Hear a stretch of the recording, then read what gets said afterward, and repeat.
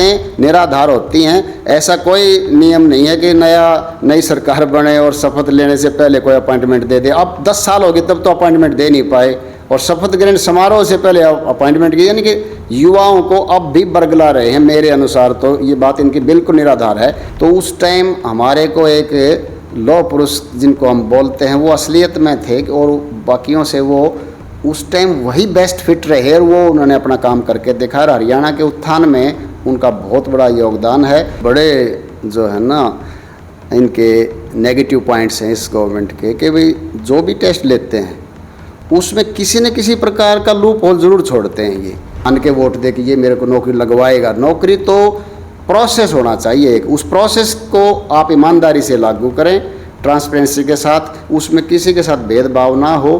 तो यदि प्रोसेस बिल्कुल आपका सरल सीधा और बिल्कुल ट्रांसपेरेंट है तो बच्चे नौकरी लगेंगे। आने में नशा जो बढ़ रहा है ना, इसके पीछे बहुत बड़ा कारण है ये कि बेरोज़गारों की फ़ौज खड़ी हो गई, उनकी ना शादियाँ हुई ना जॉब लगी, तो फिर वो कुछ तो नशा करने में लग गए और कुछ नशा बेचने में लग गए। नमस्कार, मेरा नाम है सत सिंह। हरियाणा फाइल्स में आपका स्वागत है।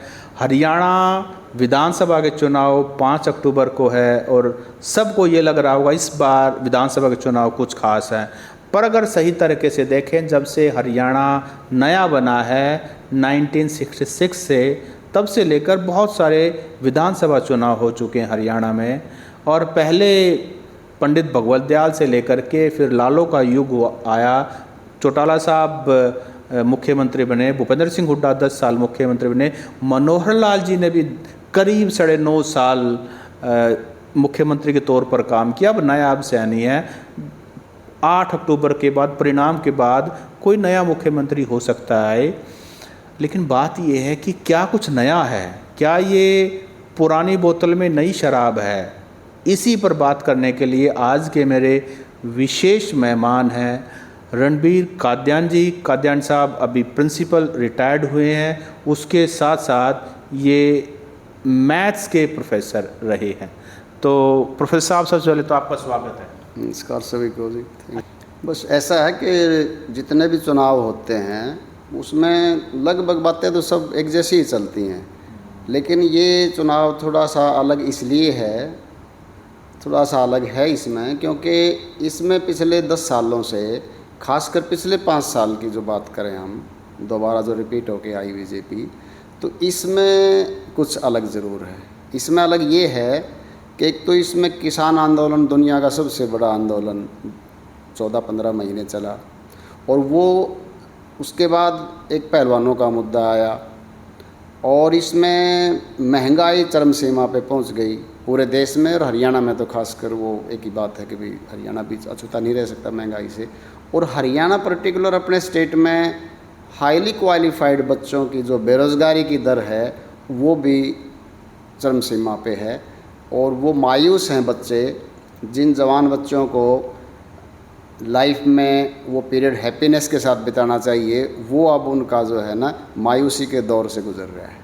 तो ये 2-4 बातें हैं ऐसी जो पहले भी होती थी बेरोज़गारी, लेकिन अब ज़्यादा बेरोज़गारी इसलिए है कि हाईली क्वालिफाइड जो बच्चे हैं ना, उनकी बेरोज़गारी ज़्यादा आ गई है। आपने बेरोज़गारी की बातचीत की अभी, बल्कि पूरे हरियाणा से बेरोज़गार या ऐसे युवा जिनका रोज़गार कहीं अधर में लटका हुआ है, रिक्रूटमेंट प्रोसेस पूरा नहीं हो रहा, कईयों के रिज़ल्ट अनाउंस नहीं हुए हैं, कई ऐसे भी युवक हैं जिनके सर्टिफिकेट इनवैलिड कर दिए गए हैं, और कई ऐसे जिनकी ऐसी शिकायतें हैं कि जो टेस्ट आया, उनका जो एग्ज़ाम था वो लीक हो गया। कुछ ऐसे हैं कि एग्ज़ाम जो पेपर सेट किया उसमें पिछले साल का यूं जो पेपर था ऐसा कैसा कॉपी पेस्ट कर दिया। मतलब इतने सारे मुद्दे, और युवा जो है पूरी तरह से फ्रस्ट्रेटेड है। ये बहुत बड़े जो है ना इनके नेगेटिव पॉइंट्स हैं इस गवर्नमेंट के, कि भाई जो भी टेस्ट लेते हैं उसमें किसी न किसी प्रकार का लूप होल ज़रूर छोड़ते हैं। ये चाहे पिछले क्वेश्चन रिपीट करना या 20% रॉन्ग क्वेश्चन डाल देना। कोई भी एग्ज़ाम है, +2 लेवल का अलग एग्ज़ाम हो सकता है, उसके लिए अलग नौकरियां हैं। आपका ग्रेजुएट है, उसके अलग नौकरियां हैं, उसका अलग लेवल का टेस्ट होना चाहिए। पोस्ट ग्रेजुएट का अलग होना चाहिए, पॉलीटेक्निक का अलग, ITI का किया हुआ तो अलग, और भाई BTech किए हुए बच्चों के अलग, तो टेस्ट अलग होना चाहिए। एक टेस्ट हो ही नहीं सकता एलिजिबिलिटी टेस्ट। तो क्या ये जानबूझ के किया जा रहा है, क्योंकि इस तरह की खामियां जो हैं वो अनजाने में तो हो नहीं रही है? ये मेरे को लगता है कि ये जानबूझ के लिंगर ऑन करने के लिए कि भाई इलेक्शन आ जाएगा, फिर हम लालच दे देंगे बच्चों को कि हमारी अब की बार सरकार आएगी तो आते ही शपथ लेने से भी पहले आपको अपॉइंटमेंट दे देंगे। तो ये बातें निराधार होती हैं। ऐसा कोई नियम नहीं है कि नई सरकार बने और शपथ लेने से पहले कोई अपॉइंटमेंट दे दे। अब 10 साल हो गए तब तो अपॉइंटमेंट दे नहीं पाए, और शपथ ग्रहण समारोह से पहले अपॉइंटमेंट की, यानी कि युवाओं को अब भी बरगला रहे हैं। मेरे अनुसार तो ये बात इनकी बिल्कुल निराधार है, ऐसा कभी नहीं होता।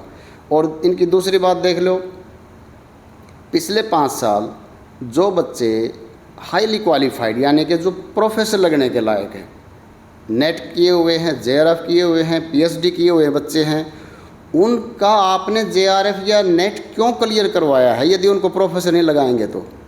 एक बच्चा 25 साल लगातार, 6 साल पहले बचपन उसका खेलने कूदने का, उसके बाद लगातार 25 साल या 28 साल पढ़ के वो PhD कर पाता है, और वो फिर 10 साल वेट करे तो फिर वो जीवन कब शुरू करेगा?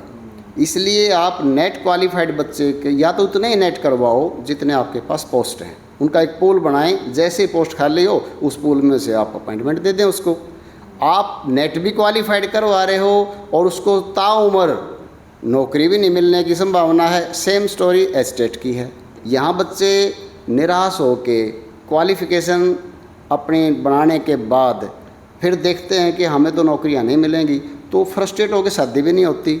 शादी करने वाले भी चौकन्ने हो रहे हैं कि पहले नौकरी मिलेगी लड़का को तब हम सगाई करेंगे, या लड़की को भी कहने लगे आज। ये ठीक बात है। और एक वो सरकार ने शुरू करा अग्निवीर, यानी कि जब तक लड़का नौकरी लगा और जब तक उसकी शादी होती फिर वो रिटायरमेंट आ जाता है। हाँ, तब तक उसको रिटायरमेंट का कागज़ पकड़ा दिया जाएगा और फिर कह देंगे अब आप जाओ अपना दोबारा जीवन शुरू करो।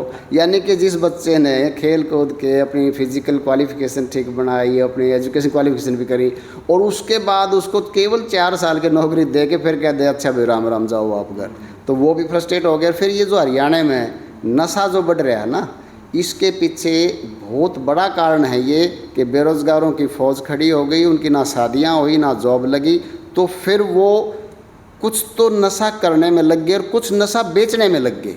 ये युवा ही हैं जो फ्रस्ट्रेट हो गए, नशा बेचते हैं, जो बहुत थोड़े समय में ज़्यादा पैसे अर्जित कर सकते हैं। जी, जैसे मैंने शुरू में कहा था, हरियाणा की राजनीति जो है पुरानी बोतल में नई शराब है।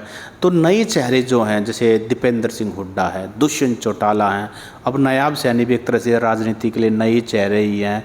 ये लोग जो हैं, भव्य बिश्नोई है, जो ये लोग हैं, आपको इनसे कुछ आशा है कि ये शायद इनकी कम से कम विज़न है, चलो आज नहीं कर पा रहे हैं लेकिन आने वाले 5 साल में, 10 साल में, 15 साल में इनका कोई विज़न है, इनके अंदर वो हरियाणा की राजनीति के माध्यम से इस सारे मुद्दे को सुलझाने की कुछ पहल करेंगे, कुछ कर पाएंगे?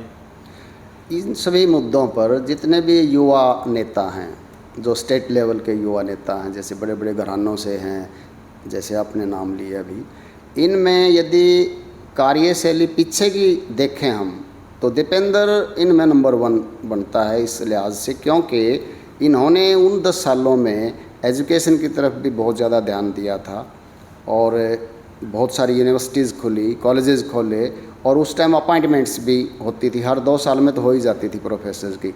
तो इस तरह का जो भविष्य के बारे में सोच के चलता है ना, वो विजनरी लीडर तो अभी इन यंग ब्लड नेताओं में तो यही लगता है मुझे दीपेंद्र। वही दुष्यंत नेता जो पिछले बार इसको नंबर 1 पे गाया करता, आज वो इसका जिक्र भी नहीं कर रहा, क्योंकि उसको पता है इस बात का कोई जो है ना वजूद ही नहीं है समाज में। हर फैक्ट्री में जो प्राइवेट इंडस्ट्रीज़ हैं उनमें जो नौकरी करते हैं वो लोकल ही करते हैं। रही बात उनके मैनेजमेंट करने वालों की, मैनेजमेंट वाले तो कभी भी यहाँ रिजर्वेशन से नहीं लगाएंगे। वो मैनेजमेंट तो हो सकता है बॉम्बे से लेके आए या दूसरे देश से भी ले आएंगे, या यहाँ के अच्छे बच्चे हैं कैलिबर के, उनको लगा लेंगे, उसमें रिजर्वेशन की कोई बात नहीं। वो तो देखते हैं कि भाई हमारा किसके काम करने से हमारा फ़ायदा होता है, कौन मैनेजमेंट ठीक करता है, उसकी क्वालिफिकेशन बोलती है उसमें। तो जी, आपने दीपेंद्र सिंह हुड्डा की बातचीत की कि 10 साल के राज में यूनिवर्सिटीज़ खुली, इवन IIM आए, IIT आए, काम किया, यूनिवर्सिटीज़ में पैसा लगा, टीचर्स की अपॉइंटमेंट भी हुई, लेकिन अगर आप बात करें दीपेंद्र सिंह हुड्डा के पीछे जो युवाओं की फ़ौज, बहुत बड़ी फ़ौज देखी जाती है, वो उन युवाओं की फ़ौज है जो नौकरी पाना चाहते हैं। उनका अपना एक स्वार्थ है, उसमें कुछ गलत भी नहीं है, उनका अपना एक स्वार्थ है। क्या सभी को नौकरी दी जा सकती है? और ज़्यादातर ऐसे भी हैं जो सिर्फ सिफारिश पे नौकरी पाना चाहते हैं, ना कोई टेस्ट क्लियर करना चाहते हैं, सिर्फ सिफारिश पे और पैसे पे चाहते हैं। दीपेंद्र सिंह हुड्डा की बात नहीं है, और भी नेता हैं वो शायद सभी से ये चाहते हैं। और मुझे लगता है कि बीजेपी ज़्यादा पॉपुलर हरियाणा में इसलिए भी नहीं हुई क्योंकि उन्होंने इस तरह की राजनीति नहीं की कि लोगों को अपने पीछे लगा लो, नौकरी दे देंगे हम। ऐसा है जी, नौकरी तो केवल और केवल बेस होना चाहिए उसकी क्वालिफ़िकेशन, और उसमें यदि मादा है, उसमें टैलेंट है, तो जिस भी तरह का टैलेंट है उस तरह की नौकरी उसको मिले, और वो बिना सिफारिश के मिले। इसमें किसी लीडर की सिफारिश से नौकरी मिलना तो वैसे ही बहुत गलत है। वो कुछ एक टाइम के लिए हो सकता है वो आपको वोट ज़्यादा दिला दे, लेकिन लंबे समय की बात करेंगे तो आपकी ये बहुत हानिकारक पोजीशन होती है। कोई यूँ मान के वोट दे कि ये मेरे को नौकरी लगवाएगा। नौकरी तो प्रोसेस होना चाहिए एक, उस प्रोसेस को आप ईमानदारी से लागू करें, ट्रांसपेरेंसी के साथ, उसमें किसी के साथ भेदभाव ना हो। तो यदि प्रोसेस बिल्कुल आपका सरल सीधा और बिल्कुल ट्रांसपेरेंट है तो बच्चे नौकरी लगेंगे। बंसीलाल जी को कहा जाता है कि बड़े अच्छा एडमिनिस्ट्रेशन था उनका, हरियाणा में विकास पुरुष की उपाधि भी उनको दी जाती है, तो बंसीलाल जी मतलब मुद्दों को कैसे सुलझाते थे? ये हरियाणा का सौभाग्य है जी कि जिस टाइम हरियाणा को ज़रूरत थी ना डेवलपमेंट की, हर तरह से बिजली की पहुंचाने की, सड़कों के पहुंचाने की, नहरों का जाल बिछाने की, तो उस टाइम हमारे को एक लौह पुरुष जिनको हम बोलते हैं वो असलियत में थे, और बाकियों से वो उस टाइम वही बेस्ट फिट रहे, और वो उन्होंने अपना काम करके दिखा। हरियाणा के उत्थान में उनका बहुत बड़ा योगदान है। वो दिन रात हरियाणा के उत्थान के बारे में ही सोचते रहते थे, और यही कारण है कि एक बार हरियाणा में 96 में वो दोबारा जो रिपीट होके आए, वो बगैर किसी कास्ट लेवल के, बगैर किसी रीजन के, उस टाइम वो 96 में मुख्यमंत्री दोबारा आए थे।